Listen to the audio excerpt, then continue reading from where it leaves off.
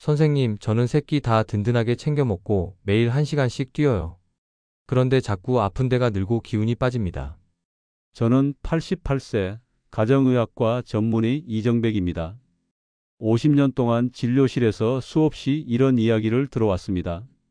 건강해지려고 열심히 노력하는데도 오히려 건강이 나빠지는 분들이 너무 많습니다. 오늘 저는 여러분께 조금 충격적인 이야기를 드려야겠습니다. 매 끼니 든든하게 먹기, 무조건 많이 운동하기. 우리가 평생 좋다고 믿고 실천해온 장수 습관들이 오히려 몸을 망치고 있었다는 사실 알고 계셨나요? 왜 그런 걸까요? 왜 열심히 건강 관리하는 사람이 더 빨리 늙어갈까요? 오늘 영상에서는 노화를 늦추고 병 없이 오래 사는 사람들이 공통된 비밀을 밝혀드립니다. 그리고 지금까지 우리가 놓치고 있었던 결정적인 한 가지 진짜 장수 비결을 알려드리겠습니다. 이 영상을 끝까지 보시면 잘못된 건강 상식을 바로잡고 퇴행성 질환 없이 약도 병원도 멀어지는 활기찬 노후를 보내실 수 있습니다. 친구들보다 10년은 더 젊은 몸과 마음으로 하루하루를 즐기게 될 것입니다. 하지만 이 영상을 보지 않으신다면 매일 늘어가는 약 봉지를 보며 더 빨리 늙어가는 자신을 발견하게 될지도 모릅니다. 지금 구독과 좋아요 누르시고 젊음이라는 선물을 꼭 받아가세요. 잘 먹고 열심히 운동하면 오래 산다. 그 말을 믿고 따라하다 오히려 병이 생긴 분들 정말 많습니다. 믿기 힘드시죠? 하지만 세계에서 가장 오래 사는 사람들의 식탁과 일상을 보면 우리가 믿어온 건강 상식과는 전혀 다른 모습이 펼쳐집니다. 먼저 일본 오키나와 섬에 가보면 100세가 넘은 노인들이 여전히 텃밭을 가꾸며 활기차게 살고 있습니다. 이들의 식탁을 살펴보니 하라치부라는 원칙이 있었습니다. 배를 80%만 채우고 100% 배부르게 먹지 않는 것이죠. 100세의 한 할머니께서는 이렇게 말씀하셨습니다. 배고픔을 조금 느끼며 식사를 마치는 것이 장수의 비결입니다. 러시아 코카서스 지역의 90세 넘은 할아버지들은 어떨까요? 그들은 매일 직접 만든 발효유인 케피어를 마시고 정원에서 기른 채소와 과일로 소박한 식사를 합니다. 특별한 약이나 보약 없이도 건강을 유지하는 비결은 발효식품에 있었습니다. 우리나라 안동의 한 시골 마을에서 만난 98세 할머니의 일상도 인상적이었습니다. 평생 된장국 한 그릇, 밥 반 공기로 아침을 드셨고 매일 텃밭을 가꾸며 마을을 걸어 다니셨습니다. 일부러 운동한 적은 없어요. 그냥 매일 조금씩 몸을 움직이는 게 내 방식이었지요. 이렇게 세계 각국의 장수 지역 노인들을 만나보니 세 가지 공통점이 있었습니다. 바로 소식, 발효식품, 그리고 맞춤형 꾸준한 활동입니다. 우리가 흔히 믿는 든든하게 먹고 열심히 운동하기와는 전혀 다른 모습이었습니다. 여기서 중요한 것은 단순히 오래 사는 유병장수가 아닌 병 없이 오래 사는 무병장수라는 점입니다. 약에 의존하며 사는 것이 아니라 건강하게 활기차게 오래 사는 것이 진정한 장수입니다. 어느 107세 할머니는 병원 문을 두드리는 순간부터 수명이 줄어든다는 말씀을 하셨습니다.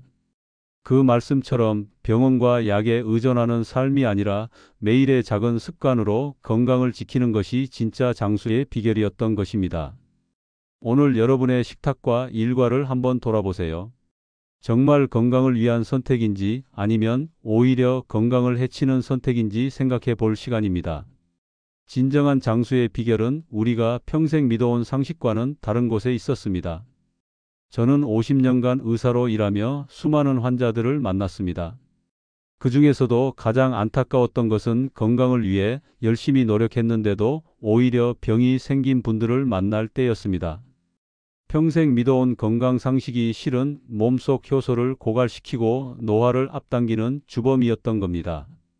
지금부터 제가 직접 경험한 환자 사례를 통해 잘못된 건강 상식 세 가지를 자세히 살펴보겠습니다. 첫 번째 잘못된 건강 상식은 많이 먹어야 힘이 생긴다입니다. 제 오랜 환자 중 72세 김복희 할머니는 밥심이 보약이라는 말을 철석같이 믿는 분이었습니다. 할머니는 3끼 꼬박꼬박 챙겨 드셨고 남들보다 더 잘 먹고 과일, 간식도 자주 챙기셨죠. 손자들이 올 때마다 우리 손주들 할머니처럼 잘 먹어야 튼튼해진다며 항상 음식을 많이 권하셨습니다. 할머니는 평생 잘 먹었지만 건강검진 결과는 그리 좋지 않았습니다.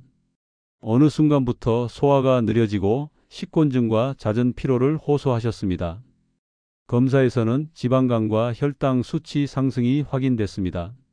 좋은 음식을 많이 먹었는데도 오히려 건강은 나빠진 것입니다.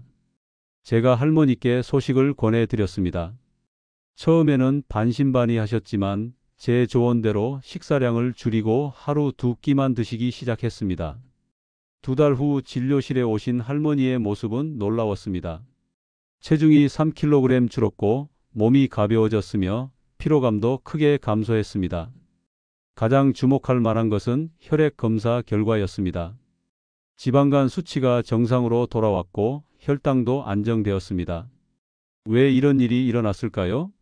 많이 먹을수록 몸속 소화 효소가 과도하게 소모되고 회복과 재생에 쓸 에너지가 부족해집니다. 결국 몸이 지치고 노화가 빨라지는 겁니다. 우리 몸은 음식을 소화하는데 엄청난 에너지를 사용합니다. 제가 의과대학에서 배운 내용과 달리 실제 임상에서 본 진실은 달랐습니다.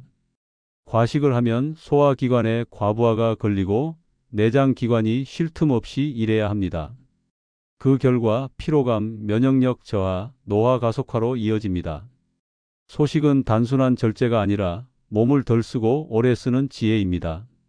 제가 오랜 연구 끝에 깨달은 것은 세계 장수인들이 공통적으로 배가 70에서 80%만 찼을 때 수저를 내려놓는다는 사실이었습니다.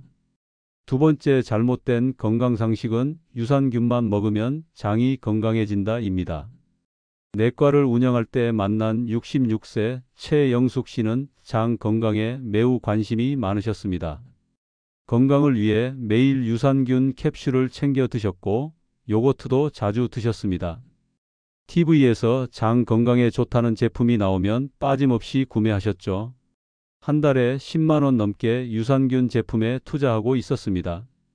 진료 기록을 살펴보면 최 씨는 유산균을 꾸준히 복용했음에도 불구하고 장 건강이 개선되지 않았습니다. 오히려 시간이 지날수록 배가 더부룩하고 가스와 변비 증상이 악화되었으며 소화불량도 심해졌습니다. 그래서 제가 권해드린 것은 약국에서 파는 유산균이 아니라 우리 조상들의 지혜가 담긴 전통 발효식품이었습니다. 최 씨는 제 조언대로 직접 담근 김치와 된장, 청국장을 식단에 추가하기 시작했습니다. 매일 아침 된장국 한 그릇으로 하루를 시작했죠.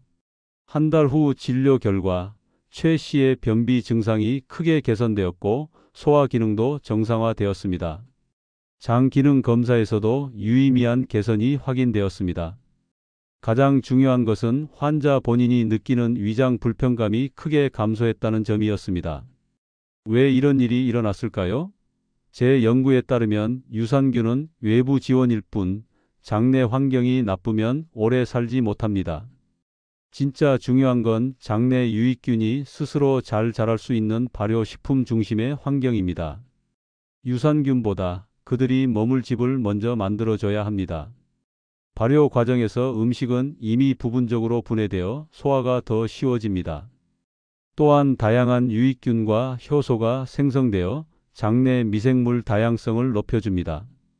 이것이 단순히 유산균 캡슐을 먹는 것보다 더 효과적인 이유입니다.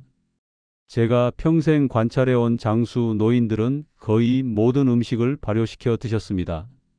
된장, 간장, 고추장, 김치, 청국장, 요구르트.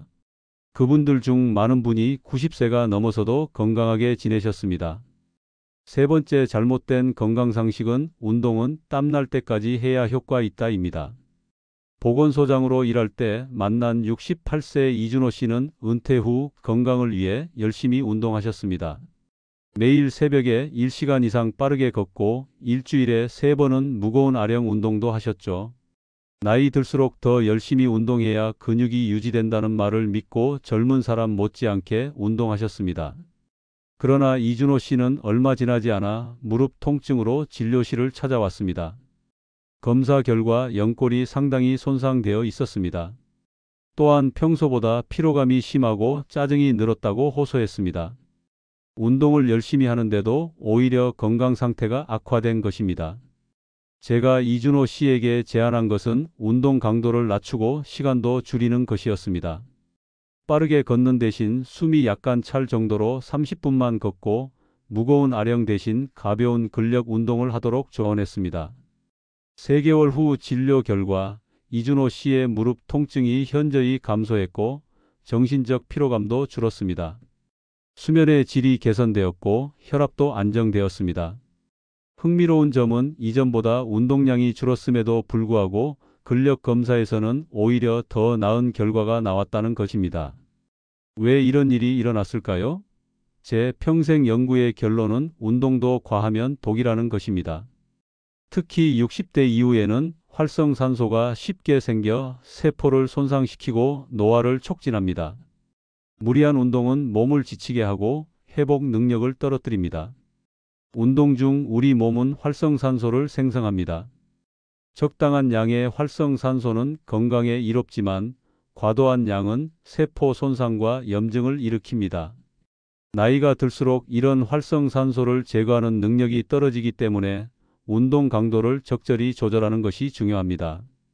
숨이 약간 찰 정도로 20분에서 30분 걷기, 맨몸 근력 운동을 가볍게 반복하는 것이 장수인의 운동 루틴입니다. 운동은 오래 하는 게 아니라 오래 할 수 있어야 합니다. 저도 88세인 지금까지 매일 아침 30분 걷기와 간단한 맨몸 운동을 하고 있습니다. 요가 동작과 스트레칭, 가벼운 스쿼트 정도가 전부입니다. 하지만 이런 습관 덕분에 제 또래 분들보다 훨씬 건강하게 지내고 있습니다.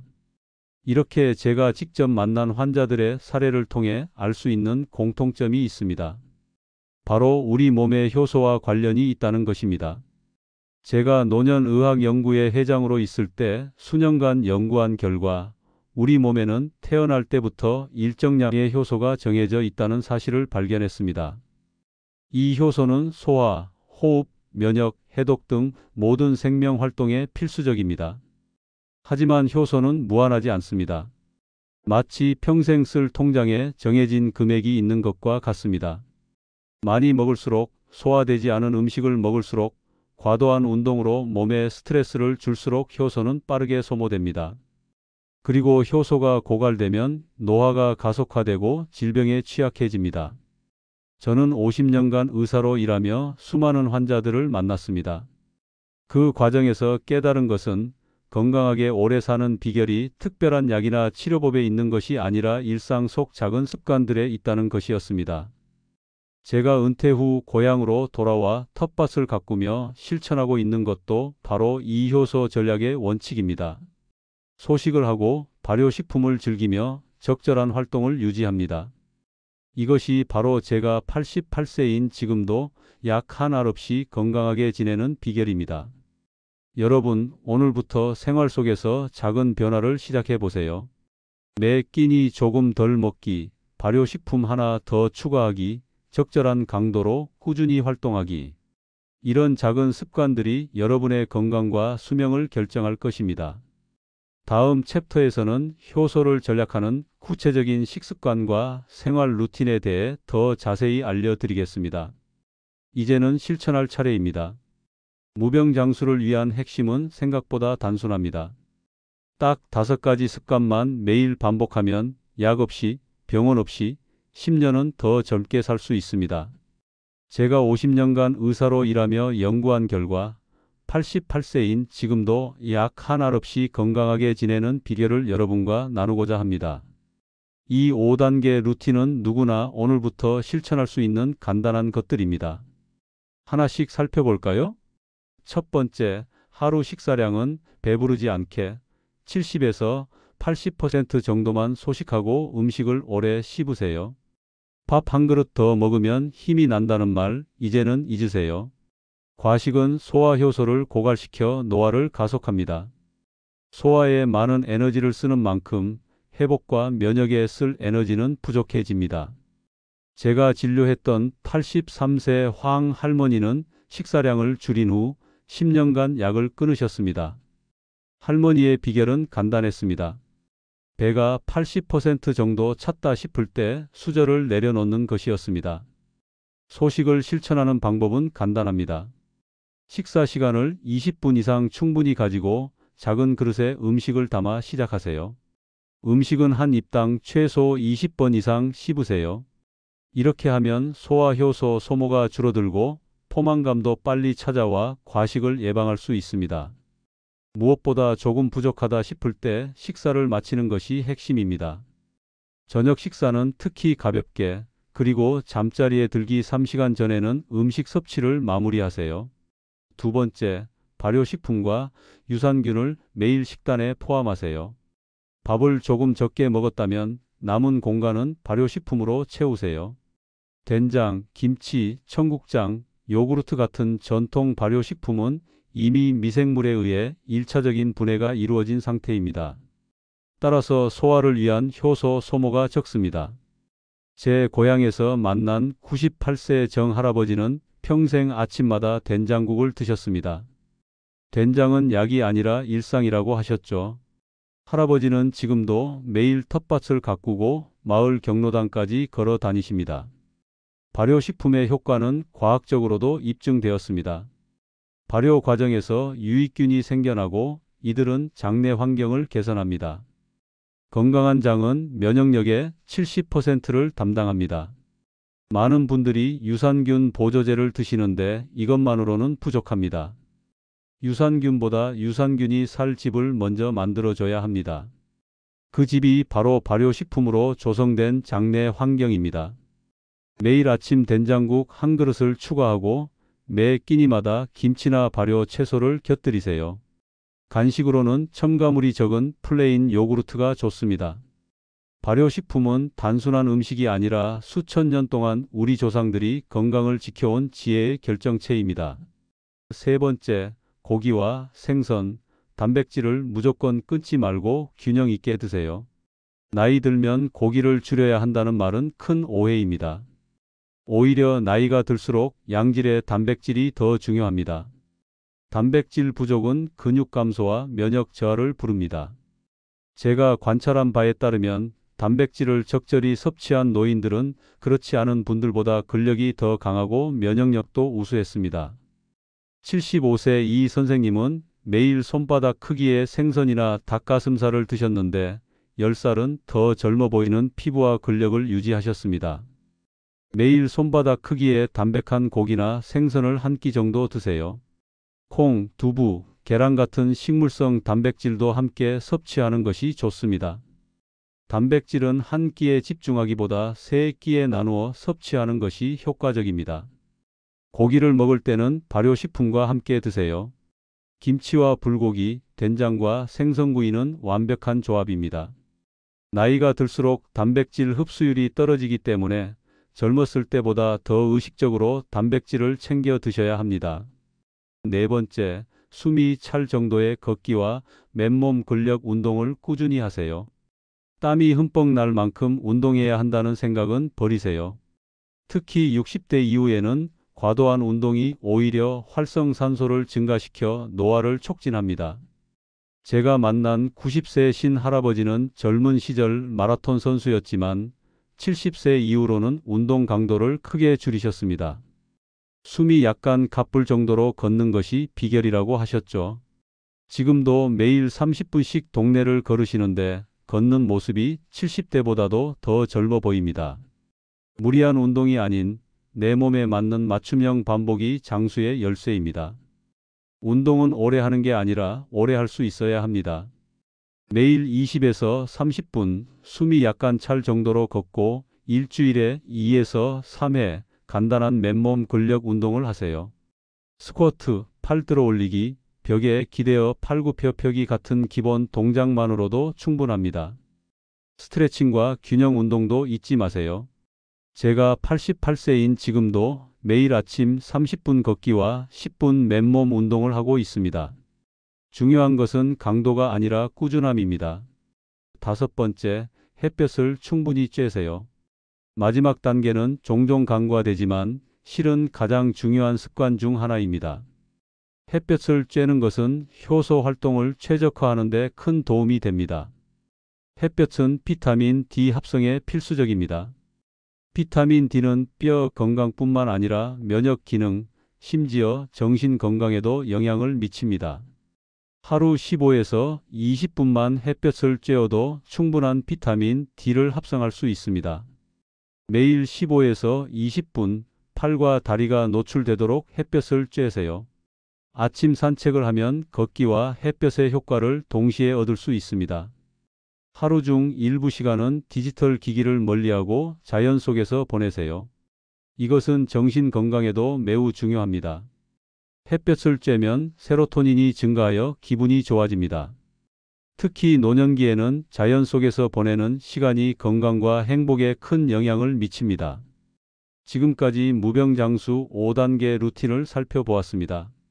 조금 덜 먹고 오래 씹고 매일 발효식품 한 가지, 단백질 챙기고 천천히 걷고 햇볕 쬐는 것. 이 5가지만 실천하면 진짜 무병장수가 가능합니다. 한 번에 모든 것을 바꾸려고 하면 오히려 지속하기 어렵습니다. 첫 주는 식사량을 10% 줄이고 매일 된장국 한 그릇을 추가하세요. 두 번째 주부터는 매일 20분 걷기를 시작하세요. 세 번째 주에는 단백질 섭취에 신경 쓰고 네 번째 주부터는 이 모든 습관을 통합하여 햇볕 쬐기까지 추가하세요. 중요한 것은 완벽함이 아니라 지속성입니다. 하루 이틀 실천하다가 그만두는 것보다 70%만 지켜도 꾸준히 하는 것이 훨씬 효과적입니다. 제가 88세인 지금도 이 5가지 습관을 매일 실천하고 있습니다. 그 결과 약 없이 병원 신세 지지 않고 건강한 삶을 유지하고 있습니다. 여러분도 오늘부터 시작해 보세요. 10년 후, 20년 후 여러분의 삶이 달라질 것입니다. 마지막으로 가장 중요한 것을 말씀드리고 싶습니다. 건강은 많은 정보를 아는 게 아니라 내 몸을 대하는 자세와 태도에서 시작됩니다. 유튜브 영상도 보고 건강책도 사고 영양제도 사지만 정작 내 식탁, 내 생활은 달라지지 않은 분들 많으시죠? 제가 50년간 의사로 일하며 만난 수많은 환자들 중에서 가장 건강했던 분들은 정보가 많은 분들이 아니었습니다. 매일 한 가지라도 꾸준히 실천하는 분들이었습니다. 결국 건강은 알고도 실천하지 않는 것들 사이에서 무너집니다. 정보보다 태도가 문제입니다. 장수 지역의 어르신들을 살펴보면 특별한 약, 특별한 루틴은 없었습니다. 그들은 단 한 가지라도 매일 했습니다. 매일 같은 시간에, 같은 양으로, 같은 마음으로. 이것이 바로 장수의 진정한 비결입니다. 오늘부터 단 한 가지 태도부터 바꿔보세요. 병원 의자에 앉아 주사를 맞고 있는 모습보다 손자와 함께 산책하는 모습을 꿈꾸세요. 함께 시작한 이 여정 끝까지 함께하고 싶습니다. 이 영상이 도움이 되셨다면 구독과 좋아요를 눌러주세요. 또한 주변의 소중한 분들에게도 이 영상을 공유해 주세요. 한 사람의 작은 변화가 온 가족의 건강으로 이어질 수 있습니다. 나이 들수록 하루하루가 소중합니다. 오늘 배운 한 가지라도 실천하며 건강하고 행복한 노후를 보내시길 바랍니다.